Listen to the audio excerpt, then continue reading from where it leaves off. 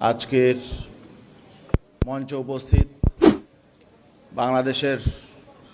প্রধান প্রধান ইসলামী সংগঠনগুলোর শীর্ষ নেতৃবৃন্দ, বিশেষ করে ইসলামী আন্দোলন বাংলাদেশের মোহতারাম আমির হযরত পীর সাহেব হুজুর চরমনাই, জামাতে ইসলামী বাংলাদেশ জামাতে ইসলামীর মোহতারাম আমির জনাব ডাক্তার শফিকুর রহমান, বাংলাদেশ খেলাফত মজলিসের সম্মানিত আমির আল্লামা মামুনুল হক সহ